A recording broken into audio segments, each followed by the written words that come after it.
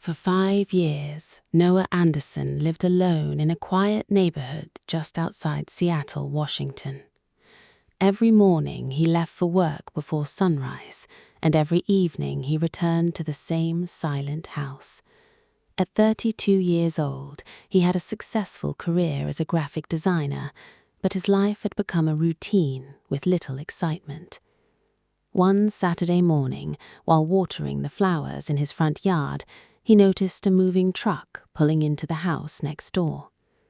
A young woman stepped out, wearing a yellow sweater and carrying a cardboard box that looked far too heavy for her. As she walked toward the front porch, the box slipped from her hands.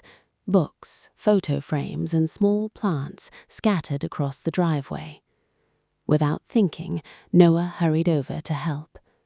"I'm Noah," he said with a friendly smile. She laughed as they picked up the fallen books. "I'm Chloe." That simple introduction lasted less than 5 minutes, but neither of them knew it would change their lives forever. Over the following weeks, they became friendly neighbors. Every morning they waved while leaving for work. Every evening they talked over the backyard fence. On weekends, they shared homemade dinners, watched classic movies, and laughed about the little surprises of neighborhood life. Slowly, friendship became something deeper. One rainy evening, the power went out across the neighborhood.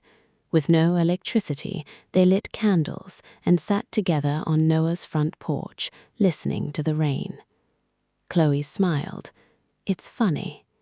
"What is?" Noah asked. "I moved here hoping for a fresh start.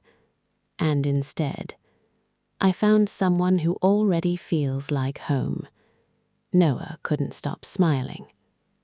Months later, they adopted a golden retriever named Charlie. The three of them became a familiar sight in the neighborhood, walking every evening through tree-lined streets.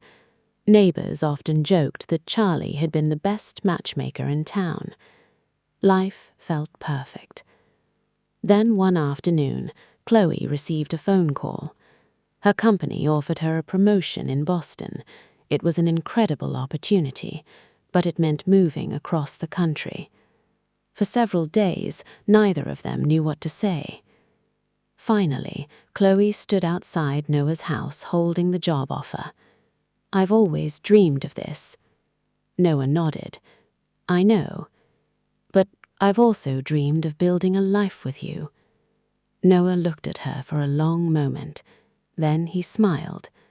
"What if we don't have to choose?" A few months later, Noah found a remote position that allowed him to work from anywhere.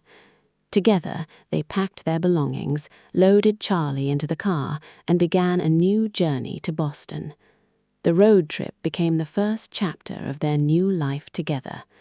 They stopped in small towns, watched sunsets over the mountains, and collected postcards from every state they visited. On their final night before reaching Boston, they stayed at a quiet lakeside cabin. As thousands of stars filled the sky, Noah took Chloe's hand. "I used to think my life was complete." He smiled. "Then you moved in next door." He reached into his pocket and pulled out a small velvet ring box.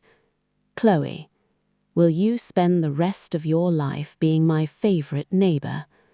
Chloe laughed through happy tears. "I'd love to." She said yes beneath a sky full of stars. 1 year later, they bought a beautiful little house with a white porch and a flower garden. Every spring they planted new flowers together.